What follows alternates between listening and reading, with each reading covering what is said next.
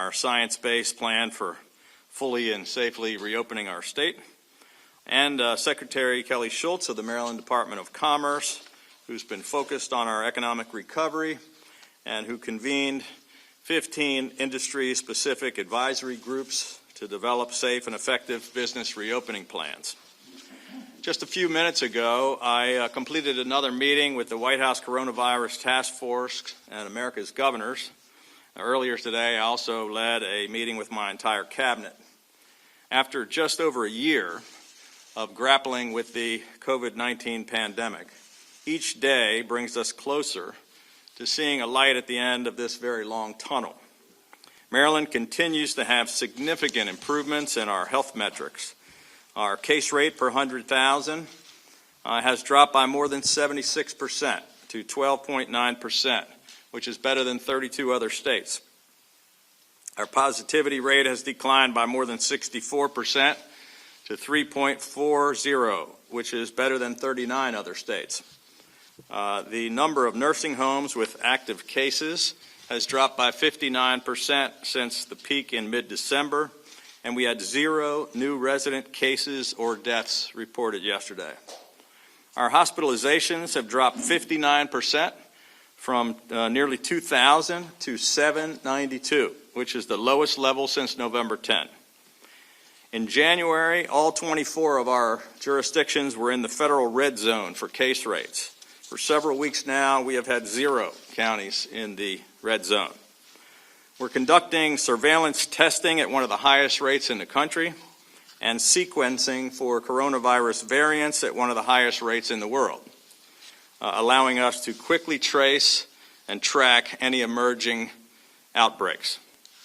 We've done more than 8 million COVID tests and more than 1.6 million vaccines, including more than 250,000 in the last 7 days. We're averaging 36,258 shots per day, which is an increase of more than 1,100%. More than half of all Marylanders over 65 and more than half of all of our entire Phase 1 A, B, and C population has been vaccinated. 98.6% of doses, all the doses provided to us by the federal government have been deployed, and 95.3% of all doses have been administered. Our vaccination rate is higher than 36 other states. Maryland has administered more vaccines than 31 other states, and more vaccines for long-term care facilities than 37 other states. We now have 2,424 different distribution points in every jurisdiction all across the state. We're above the national average across the board for first doses, second doses, and total doses. And the CDC reported today that we are leading the nation #1 in the administration of the new J&J vaccine. The first 4 state mass vaccination sites are open and fully operational. Our 5th one will be operational next week on the Eastern Shore in Salisbury.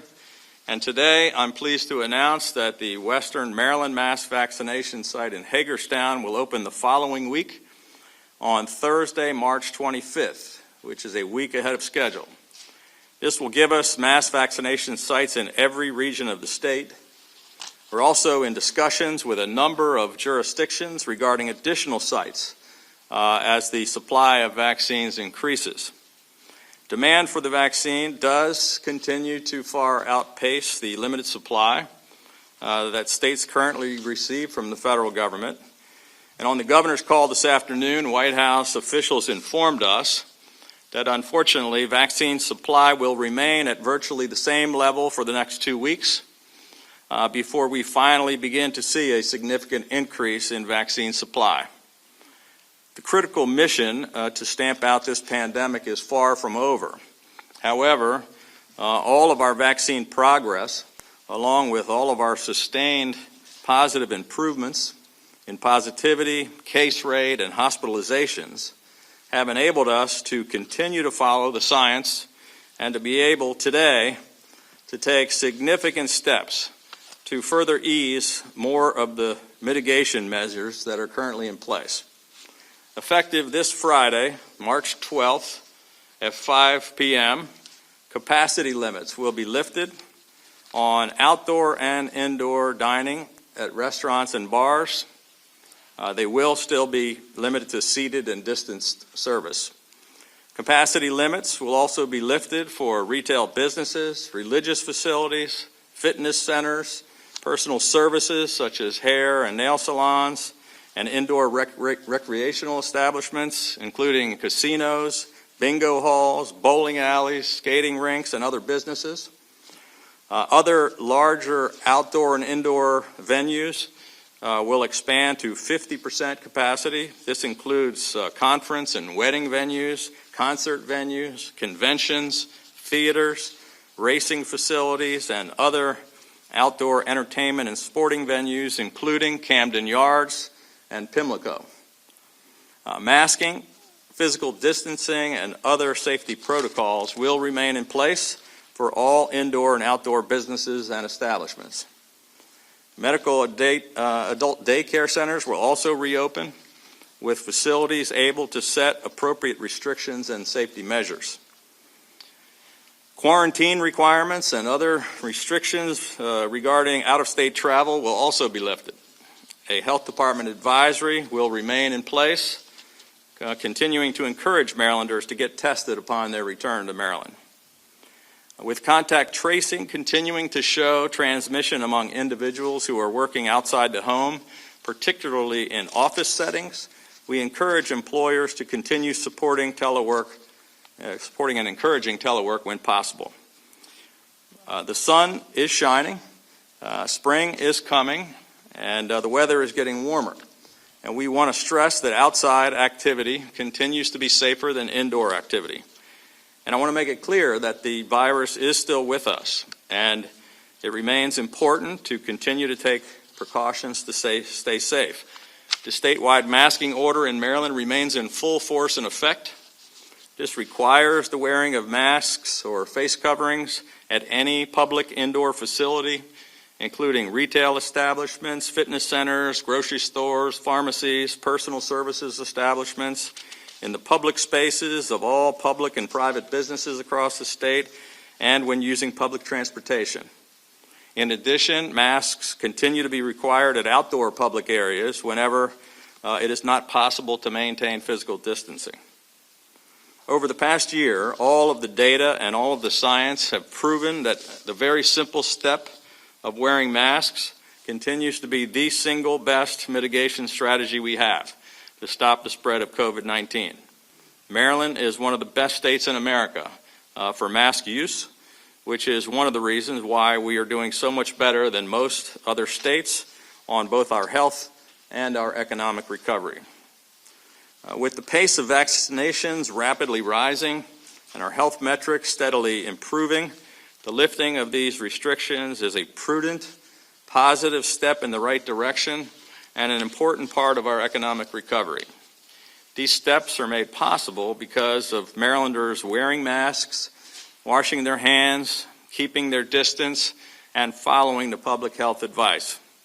And because our businesses have carefully followed safe reopening practices and public health guidelines in order to keep their employees and their customers safe. We do need to continue to be vigilant. Businesses or individuals who don't follow the public health guidance could be endangering their employees, their customers, as well as the public. And we can't let a few bad actors spoil it for the rest of us who have done such a great job. So let's continue to be smart. We can't afford to undo all the tremendous progress that we have made together. Over the last few weeks, as we marked 1 year of grappling with this deadly virus, many of us have been recalling our lasts. The last time we ate inside of a restaurant, the last time we celebrated a big occasion with family and friends, the last time we went to a ball game, the last time we took a family vacation. In the weeks and the months ahead, with continued vigilance, together we will instead begin to mark new firsts. Everything won't look exactly the same just yet, and we do need to continue doing the things that keep us safe. but there can be no doubt that we are closer to that light at the end of the tunnel and a return to some sense of normalcy in our lives.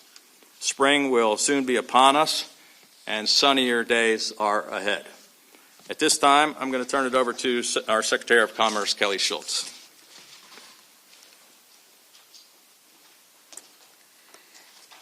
Thank you so much, Governor, for your steadfast and determined leadership to get us to this point today.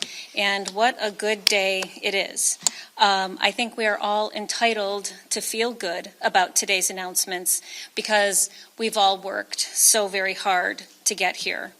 You've worn your masks, you've maintained social distance, you've put off family gatherings, you changed the way you lived your lives to help keep yourselves, your families, and your friends and neighbors safe. We're now starting to reap the benefits of that hard work, and hopefully this is just the beginning. But, as the governor said, we cannot get complacent. We still have work to do. It's still going to take patience and a lot more vaccines in arms before we're done with this pandemic. So we need everyone to continue to stay safe, be vigilant, be mindful of the risks we're still facing. That being said, Maryland has made tremendous progress. And over the past 12 months, we have weathered this storm very well. Last March and April, our state lost more than 388,000 jobs.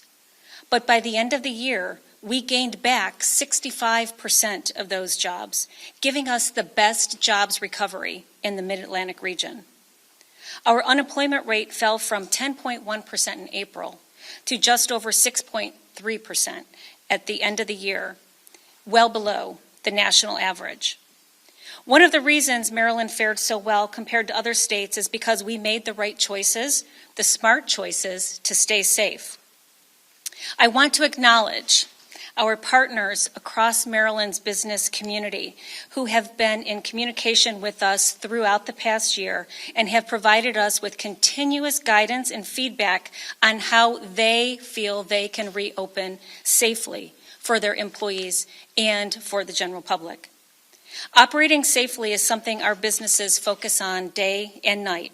They have shown their commitment to following the guidance and best practices that we developed together over the course of the past year. This easing of mitigation measures is particularly good news for our tourism and hospitality businesses, who have been some of the hardest hit across the state and the nation. This is in addition to the sales tax relief made possible through the Governor's Bipartisan Relief Act and the funds that have been provided to our hotels and restaurants in recent months. Today's announcement does not mean it's time to start letting our guard down. It means staying safe works. Wearing masks works. Giving people more distance works. Washing your hands a lot works. That's how we got to this point, so we should feel good about that, but we still have some work to do. Remember, it's not just about being safe, it's about making sure we feel safe and making sure that the people that come into our businesses and the general public feel safe to be in our businesses and within our places of employment. Building that confidence is the essential part of our ongoing economic recovery. And I look forward to continuing to do my part, and I know we all want to continue to do our whole part is in the state of Maryland. And we're almost there, just a little bit more time, and I think that we'll get through this quite well. With that, I would like to turn it over to my new colleague, Dr. Redfield. I have a Dr. Redpath in my office. Thank you, Doctor. Thank you very much, Madam Secretary, and thank you, Governor. I want to applaud the Governor for, your continued leadership as we work together to put this pandemic behind us. The measures that you're putting in place today are all sensible steps to get more of the economy reopened in a smart, purposeful way, while keeping in place the powerful mitigation tools that we have to confront COVID-19. Masking, social distancing, hand hygiene, and avoiding crowds, particularly in indoor spaces. Governor, I also want to congratulate you and your team for getting more than 1 million Marylanders vaccinated so far. And I want to encourage all Marylanders to get the vaccine as soon as it is their turn. Vaccines are the most important gift that science has given to modern medicine. And the COVID-19 vaccine is the key to this pandemic's end. But it's only going to happen if each of us embrace vaccination with confidence. Reopening our economy and getting Marylanders back to doing activities that we value in our daily lives is not just an economic issue. It's also really a very important public health imperative. The health consequences of prolonged isolation have been well documented now, especially the impact on mental health. Public health professionals are united in our society that we should reopen as soon as we can, do it in a safe and responsible way. It's been shown that when things are done with vigilance, as the governor discussed, in partnership between the public and the private sector, we can safely reopen. I think the school systems are an excellent example, those that have reopened. Many school systems have successfully reopened in the face-to-face learning since last summer. And I want to applaud the progress that the state is making to get all schools reopened. It is in the best public health interest of the K through 12 students to get them back to face-to-face learning. I also want to take a second to thank the teachers that have said yes and stepped up to return to the classroom. You too are heroes in this pandemic. Your students will benefit for a lifetime because of your action. And I ask your colleagues to follow in your footsteps. The next phase of the pandemic is going to be about keeping the virus at bay as it mutates and variants are developed to try to get around our countermeasures, such as the vaccines and the antibody therapies that have been developed. With surveillance testing and aggressive sequencing to identify variants, as the governor alluded to, Maryland has the right public health infrastructure in place to lead this response. And finally, I want to echo Governor Hogan's message from today. Let's keep our mask on. Let's keep distancing. Let's get more people vaccinated, all so that we can bring this pandemic to an end and get our economy fully back to life. Each of us have a critical role to play in that, and I thank you.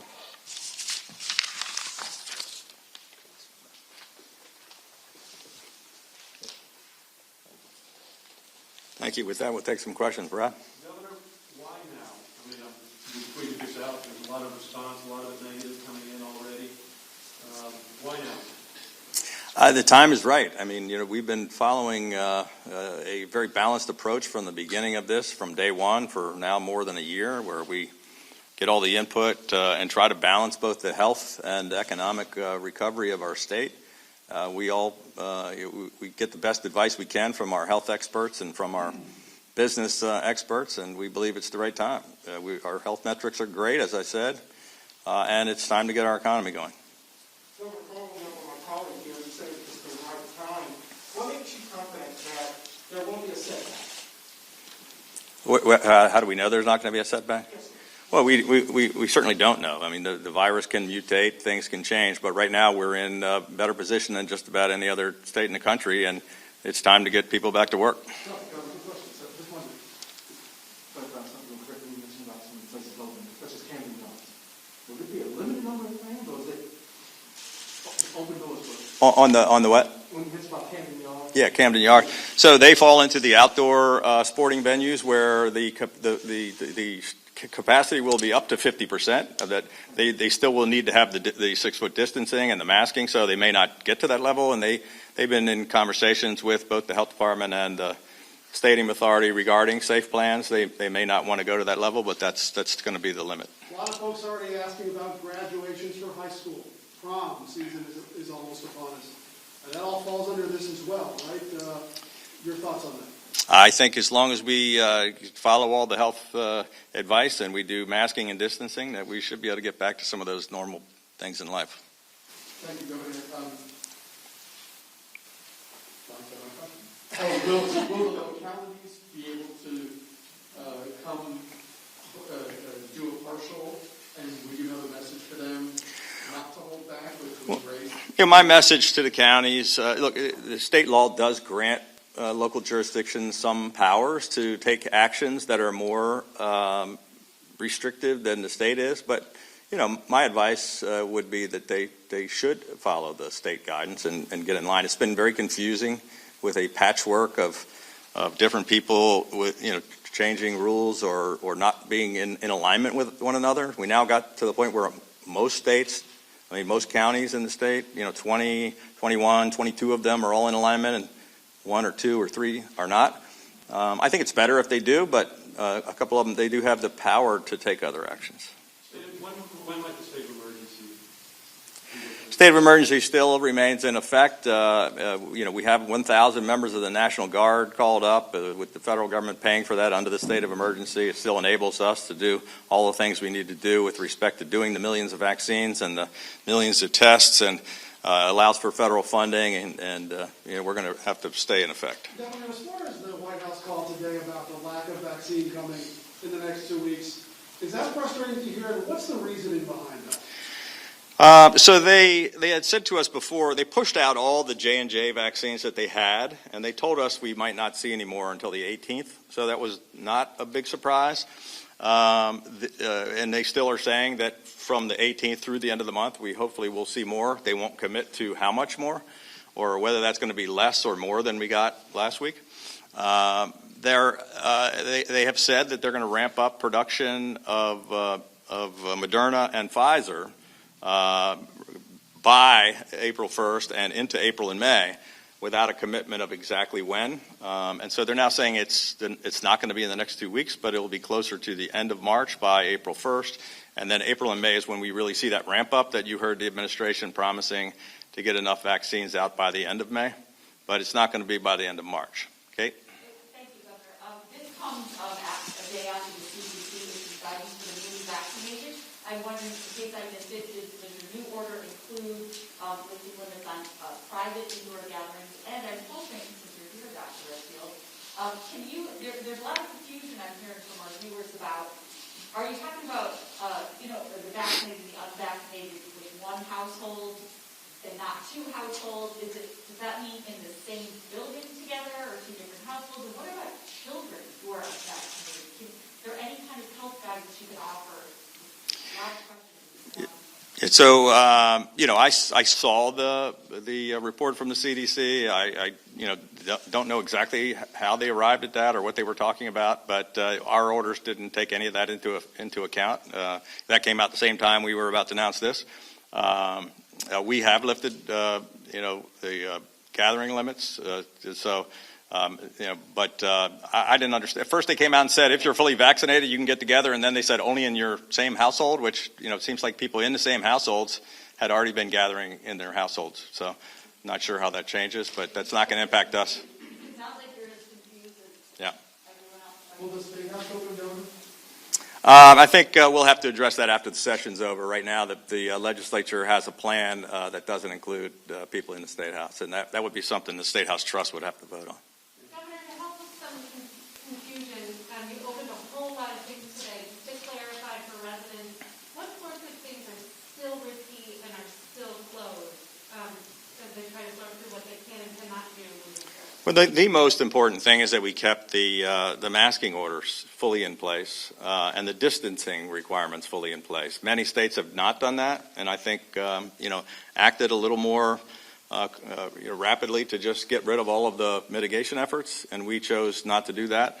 But lifting capacity limits while still maintaining all those orders, we think is a safer approach. Are there any businesses that are still under restrictions? No, not that I know of. Governor, tomorrow makes it a week till St. Patrick's Day. What would you say to young people who might be inclined to, flock to bars and crowds and places? Well, we first of all we want to make sure that people follow the rules, which is still seated, distanced dining. You can't be standing jammed into a bar. That's still against the regulations, and I'm sure that we're going to ask all the businesses to make sure that people comply. And the public health orders are still in effect, and the health department and the local jurisdictions will still be able to enforce those regulations. Governor, one is the Maryland National Guard's mission in Washington, D.C. is supposed to be coming to an end? All of our troops are out of there at the end of January. At the end of January. They were out of there. Yeah. Have you responded to the order, the pending order from the Defense Secretary for 2,000 more? We're not sending any more troops to D.C. We have, troops deployed overseas, and we're utilizing more than 1,000 of them right now in our vaccination campaign, and we pulled our last troops out in January. We're not sending more. Governor, as you noted, the metrics have been improving dramatically, but the rate of improvement has slowed. There's concerns about it plateauing and potential fourth wave, especially with variants. And vaccinations are picking up, but obviously still not a huge percentage of the population. So why move forward with this now and have to wait a bit longer and see if we get a fourth wave developing? So we've been trending in a good direction for about a month now. I just mentioned all of the metrics where we're the lowest we've been since October or since November. And so, yes, we're seeing a little bit of a leveling, but no increases. We're not going down at as fast a pace, but we're still heading in the right direction. And the numbers are so low. I mean, we're at 3% positivity. We're one of the best in the country. Our transmission rate, our cases per 100,000, all of them look really good. And the fact that we're now, I think 54% of the eligible population has been vaccinated, and that's going to ramp up dramatically here by the end of March, beginning of April. We just feel like it's a good time. Last question. April 8th is, the Orioles opener. Good news for fans, Tim, huh? It is good news. Obviously, the Orioles will be working, on a safe reopening plan with the Stadium Authority, with Major League Baseball, and with the Health Department. But, I'm sure that they're going to come up with a plan that works. They've been working on this for a long time, and they're going to be very safe. There's going to be, I think, distancing when you're waiting in line. They're going to be careful about the concessions. They're going to make sure people are seated away from each other. But hopefully, it's going to be a beautiful day, and I look forward to joining with some folks on opening day. All right, thank you. All right, there you have Governor Hogan giving us the latest update on restrictions on restaurants, retail, religious institutions, bars, large venues, still going to be held at a 50% capacity as far as going to an Orioles game or the casino, but some major changes coming this Friday at 5 o'clock. Yeah, Friday at 5 o'clock. So just as you mentioned, indoor, outdoor dining, and also to your point about bars and restaurants, it's still going to be limited to seating and distancing. So, you mentioned St. Patrick's Day, you can't just go to a bar. And hang out. Right. Stand around the bar. That's not going to be. So he said that it will be enforced by the local jurisdictions. Also, again, you still can go to Baltimore County, go to Baltimore City, and they can determine whether or not they're going to enforce these restrictions. But the governor said he would encourage them to adopt these limiting of the capacity that he's putting into place. Yeah, and as far as vaccines and how the rollout is going so far, we're at 1.6 million doses. Governor Hogan said he doesn't expect an increase in the daily doses from the federal government, but there could be a ramp up sometime in April. So for now, they're holding steady. The 5th mass vaccination site will be opening next week in Salisbury, with the 6th in Hagerstown opening a week earlier than expected. That'll be on March 25th, and they have been in discussions with other jurisdictions about opening some additional mass vaccination sites. And the governor says he feels comfortable doing this because he said our metrics have been trending lower over at least the past month, and he feels that this is the right time for Maryland to make this move. We're going to have much more on this coming up on WMAR-2 News at 5 o'clock, so please join us in less than an hour. We'll see you then.